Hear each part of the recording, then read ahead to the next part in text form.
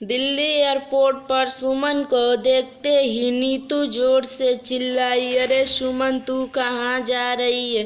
अहमदाबाद, और तेरे पड़ोस में बड़ोदरा। भूल गई मेरी शादी ही वहीं हुई थी। तू कब से है अहमदाबाद में? पिछले महीने ही इनकी बदली वहाँ हुई है। मैं तो पहली बार जा रही हूँ। कितना अच्छा होता अगर बड़ौदा के बजाय तू भी अहमदाबाद में होती। मैं न सही, शीला तो वहीं है, अक्सर याद करती है तुझे। बहुत खुश होगी तुझसे मिलकर। वैसे मेरा चक्कर भी अक्सर लग ही जाता है अहमदाबाद का, क्योंकि सुरेश तो अपने काम के सिलसिले में वहाँ जाते ही रहते हैं। सच, तब तो बहुत मजा आएगा। शीला कब आई अमेरिका से? कई साल हो गया। लड़कियों के किशोरावस्था में पहुँचते ही उन लोगों ने वापस आना बेहतर समझा था। शादी कर दी है दोनों बेटी की, और संयोग से अहमदाबाद में रहने वाले लड़के ही मिल गए। तू बता, तेरे बाल बच्चे कहाँ हैं? मेरी तो एक ही बेटी है, वह डॉक्टर है दिल्ली में। और तेरा परिवार कितना है? बस हम दो, हमारे दो।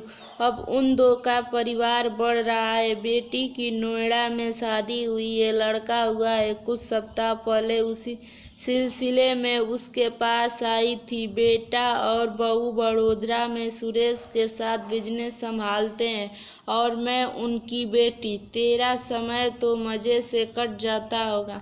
हाँ, वैसे भी कई साल हो गया यहाँ रहते, इसलिए काफी जान पहचान है। शीला के वहाँ रहने से तेरा भी दिल लगा रहेगा, वरना नई जगह में मुश्किल होती है।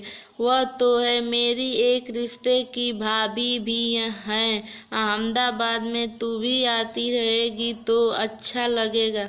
प्लेन में भी दोनों साथ साथ ही बैठी, और नीतू ने उसे शीला का फोन नंबर देकर कहा कि तू उसे जाते ही फोन कर ले, वह बहुत खुश होगी। लेकिन इतने दिन बाद पति से मिलने और नला देखने के उल्लास में सुमन शीला को फोन नहीं कर सकी। अगले रोज भी सुबह का समय बंद सामान खोलने और बाजार से सामान लाने में निकल गया, और दोपहर आराम करने में। शाम को उसने शिखा को फोन करने की सोची, तो यह सोचकर कि वह अपनी बेटी की शादी के बाद अकेलेपन का रोना रोकर उसका अच्छा खासा मूड खराब कर देगी, उसने पहले रीमा भाभी को फोन करना बेहतर समझा। शीला उसके चचेरे भाई मनोहर की पत्नी थी। दो छोटे छोटे बच्चे और एक नई लगाई फैक्ट्री की जिम्मेदारी रीमा पर डालकर मनोहर एक सड़क हादसे में चल बसा था। रीमा भाभी ने बड़ी हिम्मत से फैक्ट्री चलाई थी और बच्चों को पढ़ाया लिखाया था। उन्होंने कभी अकेलेपन या उदासी का रोना नहीं रोया। समय अभाव के कारण वे दिल्ली अधिक नहीं आ पाती थी, लेकिन संपर्क सभी से रखती थी। कुछ रोज पहले ही उन्होंने अपने छोटे बेटे की शादी की थी। अब सुधा को भी निमंत्रण भी। सुधा ने शीला भाभी का नंबर मिलाया। फोन नौकरानी ने उठाया। मांझी तो अभी व्यस्त हैं, आप अपना नंबर दे दीजिए, मैं खुद ही दोबारा फोन कर लूँगी, मगर 7 बजे के बाद करिएगा। अभी 6 ही बजे थे। रवि के आने में देरी थी, इसीलिए उसने शीला का नंबर मिलाया। शीला उसकी आवाज़ सुनते ही चौंकी।